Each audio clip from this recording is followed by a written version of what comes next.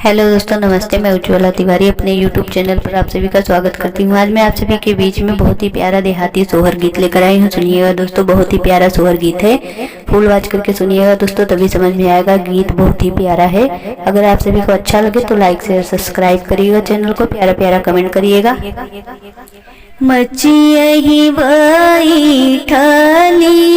सासु तबहु अरज करे, बहु अरज करे हो। हे सासु निदाम हो भवन पान तदतवा ललित करबै मोहवा, ललित करबै हो। हे सासु निदाम हो भवन पान तदतवा ललित करबै दत्तवा, ललित करबै। बोलियहि एक बहु बोललु बोलहि नाही, जनलु बोलहि नाही जनली हो। हे बहुअर नहीं हा भीट भीटाउर तनाही हा, बरई बसे नाही हा, बरई बसे हो। हे बहुअर नहीं हा पंडित दुकनिया, कैसे कबीरवाले बिहू, कैसे तू दत्तवा रंग बिहू, कैसे कदत्तवा रंग बिहू हो। बोलियहि एक सासु बोललु बोलहि नाही, जनलिहु बोलहि नाही जनलिहु हो।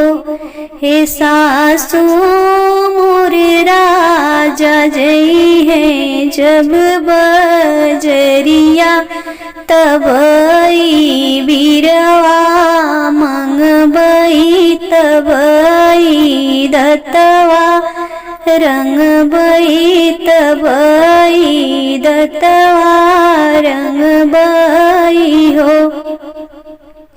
बोलियहि एक बहु बोललु बोलहि नाही, जनलिहु बोलहि नाही जनलिहु हो।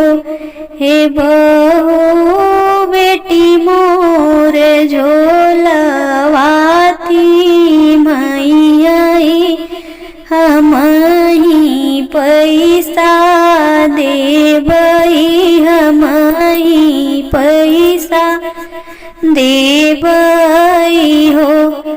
हे बहुअर बेटा मोर जाई चलाई हई, कैसे कबीरवा मंगबिहु, कैसे कदत्तवा रंग बिहु, कैसे कदत्तवा रंग बिहु हो। हे बहुअर बेटा मोर जाई चलाई हई, कैसे कबीरवा मंगबिहु, कैसे तू दत्तवा रंग बिहु हो।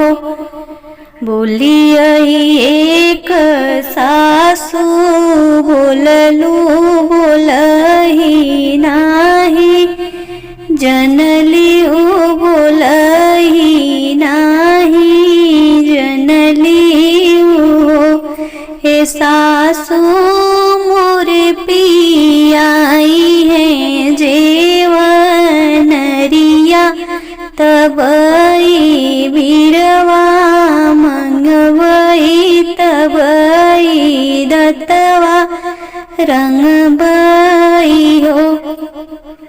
हे सासू मोर पियाई है जेवनार तबई बीरवा मंगबई तबई दत्तवा रंगबई हो। बेटी मोर जेवना बनई हई हमही अगवा धरबई हमही अगवा धरबई हो। हे बहुअर बेटा मोर जेई चला जई कैसे का बीरवा मंगबिहु कैसे का दत्तवा रंगबिहु हो। हे बहुअर बेटा मोर जेई चला जई कैसे का बीरवा मंगबिहु कैसे का दत्तवा रंगबिहु हो। बोली एक सासू बोललू बोलही नाही जनली हो बोलही नाही जनली हो। हे सासू मोरे राजाई है जब से जरिया तबई बीरवा मंगबई तबई दत्तवा रंगबई तबई दत्तवा रंगबई हो। बेटी मोर सोई है ओ सरवा तहाम दरवजवा तहाम दरवजवा में हो।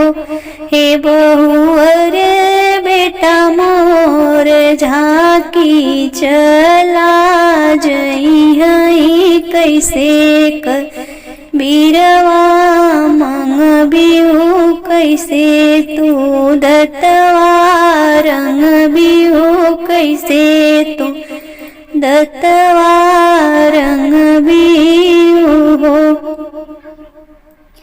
एक गोड़ धई ले दियो सरवा दूसर दरवजवा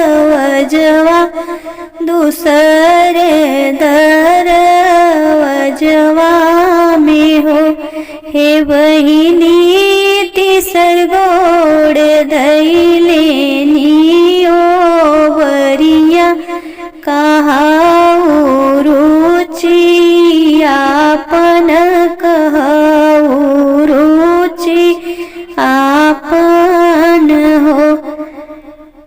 हे धन तीसर गोड़ धैले ओ बरिया कहाऊ रुचि आपन कहाऊ रुचि आपन हो।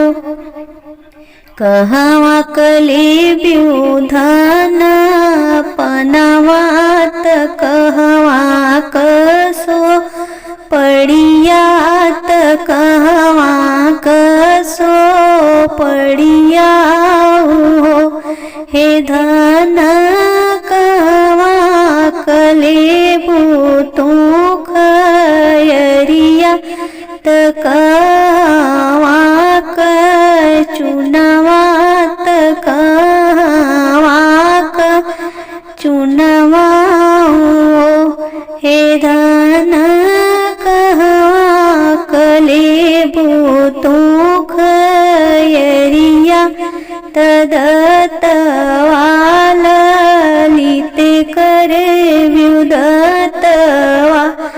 ललिते करवुहो दिल्ली कलेबई हम पनवात आगरे कसो पड़िया त आगरे कसो पड़िया हे राजा दूरी कखरे औरे चुनावा तदत्वा ललित करबे दत्वा ललित करबे हो हे राजा दूरी कखरे औरे चुनावा तदत्वा ललित करबे दत्वा